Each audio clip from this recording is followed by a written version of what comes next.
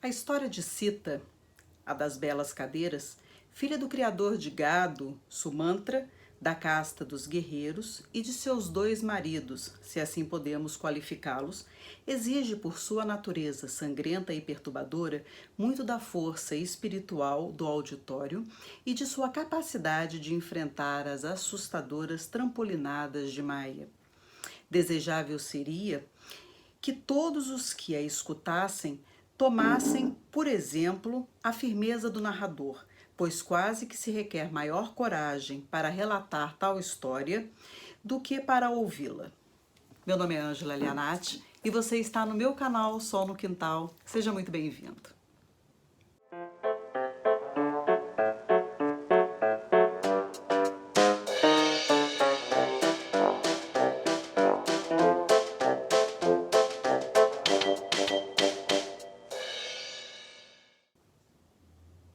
O vídeo de hoje é para apresentar para vocês essa obra incrível do escritor alemão Thomas Mann, As Cabeças Trocadas, que é um livro que foi escrito em 7 meses, em 1940, quando esse autor estava em Estocolmo.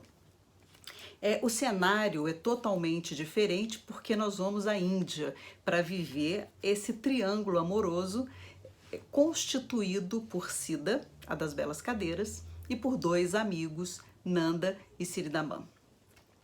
O que trata esse livro? Se eu tentar dizer para vocês do que se trata esse livro, eu vou ser muito reducionista e vou deixar de dizer, ou então de permitir que vocês saibam que é um livro extremamente profundo.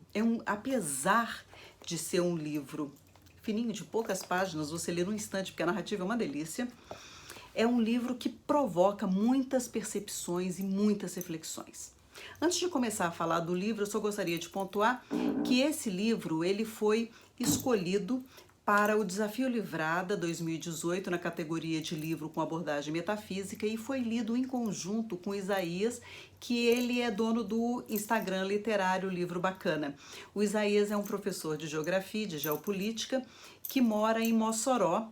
E quando eu vi no Instagram que ele tinha a intenção de ler esse livro, eu fiz a proposta de uma leitura em conjunto e ele topou e muito obrigada, Isaías, foi um prazer ter a sua companhia para essa leitura. O Isaías está esperando a sua visita, vou deixar aqui o Instagram dele, porque quando ele fizer 1000 inscritos, ele vai sortear um livro muito bacana. Então você dá uma chegadinha lá para você ver qual é o livro que o Isaías vai sortear.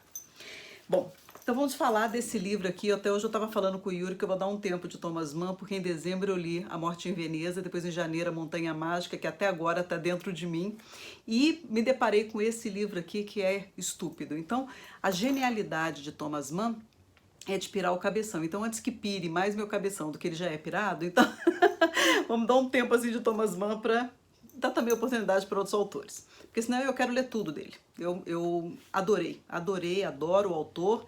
E eu acho que está na hora de passear por outros autores também, outras obras, enfim, sair um pouquinho da cola aqui do Thomas Mann. Então nós vamos falar principalmente de tudo que vem desse triângulo formado entre a das belas cadeiras. Então a gente está falando de uma mulher e não sei se vocês sabem, o livro foi escrito em 1940, até 1950 a Índia tinha uma estratificação baseada em castas, era uma divisão social em castas. Então, um dos personagens aqui, que é o Siridaman, ele está na casta dos Brahmanes, que é a casta mais alta, que é a casta versada na intelectualidade, que tem acesso ao Veda, o livro da sabedoria, indiano, e o outro personagem que eles fazem amizade, então você sabe que o sistema de casta é muito fechado, um não passa para a casta do outro, mas o Nanda, ele não chega a ser um Sudra, mas ele é um Vaishya, então porque é uma casta de operários, assim, mas eles são artesãos, comerciantes, e essa a casta dos Sudras é uma casta ainda inferior. Então ele está ali, digamos que existem a casta dos Brahmanes, depois a casta dos guerreiros, que eu não me lembro agora qual é, os Kshatriyas, Acho que é uma coisa assim. E a casta dos Vaixas, que é dos artesãos, e aí os Sudras e os Párias. Enfim, é a casta mais baixa deles, né? Então tem essa estratificação. Então a gente está vendo aí uma diferença entre duas castas. E a exemplo de Pandora, vocês sabem o mito de Pandora, né? Toma conta aqui dessa caixinha, mulher, não abre isso aqui de jeito nenhum. E a mulher é muito interessada, assim, curiosa, etc. Vai lá, abre a caixinha e o que, que tem dentro da caixinha de Pandora, né? Todas as dores do mundo, todas as doenças, então isso é tudo culpa da mulher que libertou tudo isso aí. Então ela é colocada aqui como sendo a grande vilã, é o terceiro elemento que chega para desestabilizar a harmonia da admiração que foi construída entre os dois amigos. E então se vai toda essa reflexão, não dá para falar para vocês o que significa cabeças trocadas, porque realmente você vai ter que ler esse livro para você saber dessas cabeças trocadas e chegar à conclusão que todo mundo chega aqui, que não é o corpo que rege a cabeça, mas a cabeça que rege o corpo, né? Esse é a grande questão do livro. São muitas as percepções e todas as passagens, então seja a amizade, seja o envolvimento amoroso, seja a administração do desejo dicida pelo marido, que vai ser o intelectual Brahmani, mas também o desejo que ela nutre pelo amigo, o Nanda, a rivalidade silenciosa que se estabelece entre eles, a má administração do desejo dela, porque ela deixa muito claro, quando ela comete atos falhos, por exemplo, de trocar o nome um de outro, imagina, né? Enfim. Então, e também a questão da deusa Maia, né? O que ela faz no final. Eu queria tanto comentar algumas coisas assim sobre, por exemplo, um filho de Sida que vai aparecer na história, que ele é quase cego.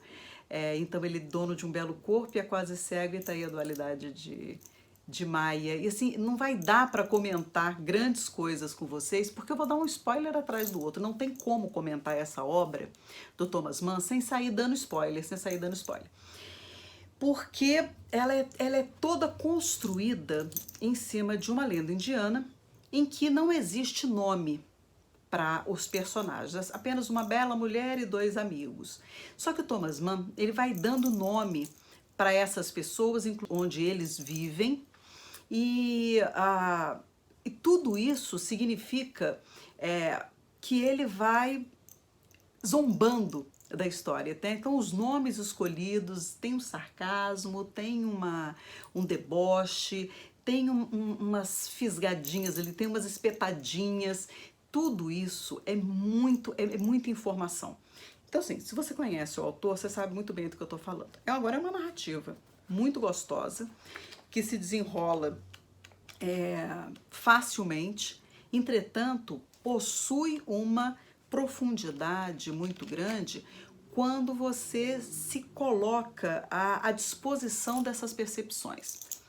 O que é o corpo, o que é a estética, o que é a cabeça mandando no corpo. O seu corpo tem a forma que a sua cabeça administra, né? Isso você vai ver no episódio das cabeças trocadas. O que é que as pessoas querem dentro de um relacionamento, a importância da estética na construção das pessoas, a deformidade o que se projeta na busca da identidade quando você não reconhece o foco dessa busca. Gente, são percepções assim maravilhosas. E também assim, entram alguns elementos, o pai, a família, os amigos e como tudo acontece, e também o sábio, que de uma hora para outra ele aparece na história sendo requisitado para dar a sua contribuição. E o que significa aquela vassoura dele, né? Ele varrendo e quando eles vão buscar essa pessoa para dar a informação que eles precisam, né? Que se faça o julgamento, que emita um juízo de valor ali totalmente distante e não estando intimamente relacionado ali na história. Então todos os elementos dessa narrativa contêm em si um poço sem fundo de reflexão. Essa é a genialidade de Thomas Mann, quando ele nos apresenta de forma, às vezes, muito despretensiosa numa primeira visão, uma história que serve como divertimento no primeiro pano de fundo. Mas se você se dispuser a adentrar nas percepções, até metafísicas mesmo da história, aquilo que vai além da física, né? E aí você vai falar sobre a ética, sobre a estética, etc., você não pode caminhar, fica à vontade, porque não vai chegar a um ponto tão cedo. São muitas percepções. E tem uma aqui que eu gostaria de registrar para vocês. Está logo na segunda página do livro e está dizendo assim: a amizade dos dois jovens baseava-se nas diferenças de seus sentimentos relativos ao eu e ao meu. Os de um ansiavam pelos do outro, pois a encarnação cria a individualização. A individualização causa diversidade. A diversidade provoca a comparação. A comparação nasce a inquietude. A inquietude origina o assombro. Do assombro provém a admiração e esta finalmente produz desejo de troca e união. Só isso aqui.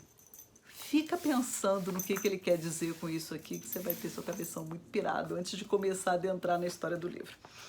E aqui você tem milhões de coisas, então, como eu já disse para vocês, para teorizar, inclusive, sobre a proposta do relacionamento. O que é que você busca quando você adentra num relacionamento?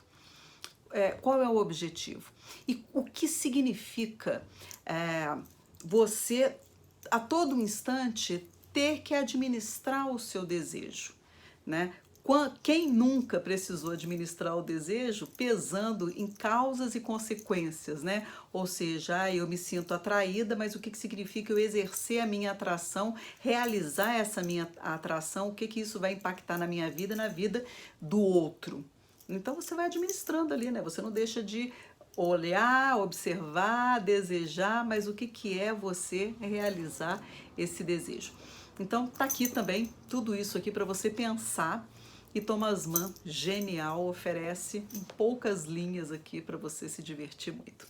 Não dá para falar muito mais coisas que eu já disse para vocês. Vai ser um poço sem fundo aqui. Enfim, vai ser uma quantidade de spoiler absoluto. Mas leia Cabeça Trocadas. Muito rapidinho, muito facilzinho de ler, agora muito difícil de digerir. Então vai se preparando para esse livro aqui, que eu tenho certeza que vai acrescentar bastante. Eu gostaria muito de ouvir a opinião, se vocês por acaso já se depararam com essa obra aqui, o que vocês acharam, tá bom? Então, gente, muito obrigada, por hoje é só, tchau, até a próxima.